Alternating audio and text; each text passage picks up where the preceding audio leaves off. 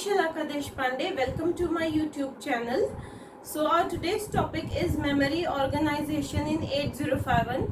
Today we are going to see about the memory organization, which is nothing but the program memory. Now what is this program memory? Program memory is a space where our code is stored, okay, external ROM. Okay, our code is stored in program memory. So let's get started with today's topic. Okay. So you can see this diagram where this is the microcontroller 8051 and this is the program memory. Now before starting, I would like to tell you that 8051 microcontroller is based on the Harvard architecture. Now what is a Harvard architecture? In Harvard architecture, separate address spaces are there for program memory and data memory. Means data memory and program memory reside separately. They are not mixed. They have separate address spaces. And the length of the address bus of the 8051 microcontroller is a 16-bit.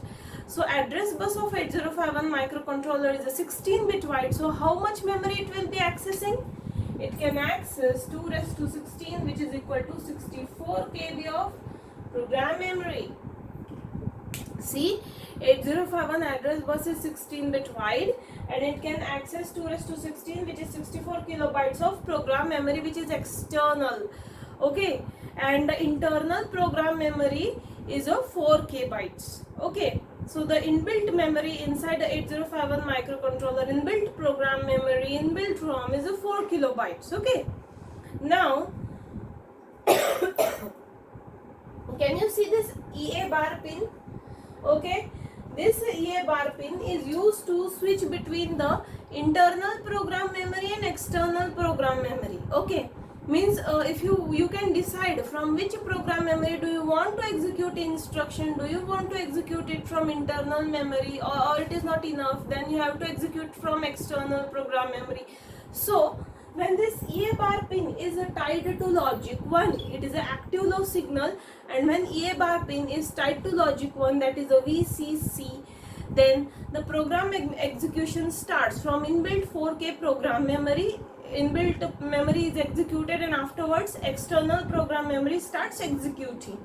Okay, but if this EA bar pin is set to logic 0, which is ground, it is grounded, then the execution is from the external program memory, means program executes from the external program memory chip. Okay, so this was about the EA bar, external access bar. External access bar, which enables the switching between the internal program memory and external program memory. Now let's move into the working of it. Now you can see there is a port 0 and port 2.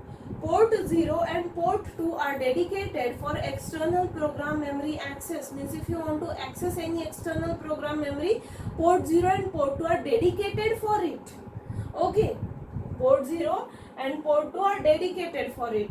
Okay, and the address of the memory location from of a program memory from which instruction is being fetched is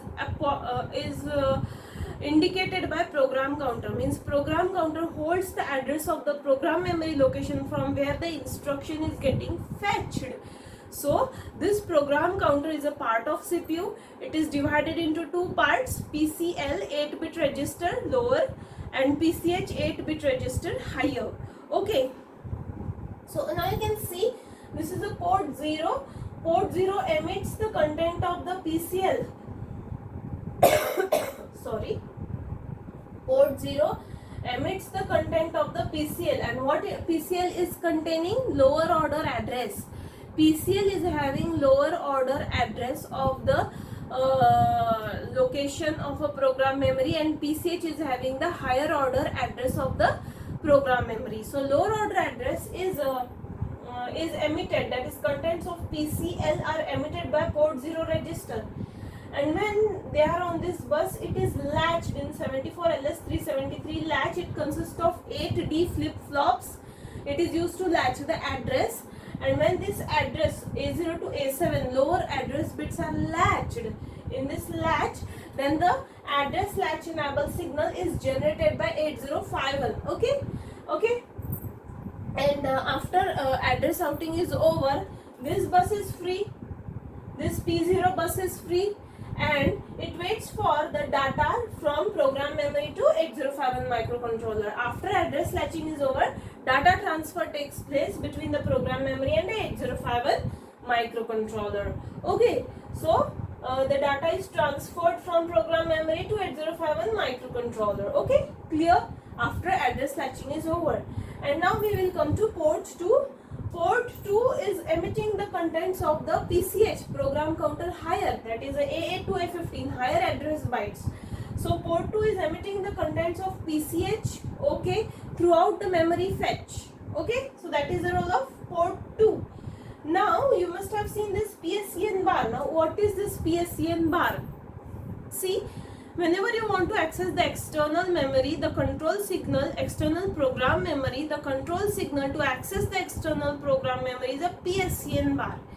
So PSEN bar controls the information between the external program memory and 8051. Okay, so what is this PSEN bar? See, this is when this is active. When PSEN bar is active, the data from this program memory is clocked to port 0 and information exchange takes place between program memory and 8051 microcontroller. Okay, and when this PSEN bar is active high, okay, means I mean to say when it is deactivated, when this PSEN bar is deactivated, means it is not active, then the data transfer does not take place. Okay, so data transfer does not take place. Okay, so this is PSEN bar. So when it is having a logic 0, data transfer takes place between program memory and 8051, and when PSEN bar is logic high, the data transfer does not take place. And as I told you that port 0 and port 2 form 16-bit input output lines, and they are dedicated for the program memory, external program memory access only during the external program memory execution. Okay, you cannot use a port 0 and port 2 for any other purpose when you are accessing the external program memory. So today we have covered the program memory where our code is present. Okay, so this was about the memory organization of 8051 microcontroller. This is just the part 1. We will also come to data memory. So I hope you like the video, and please like, share and subscribe my channel. If you have any doubts, you can ask in the comment section below. Thank you for watching. Bye bye.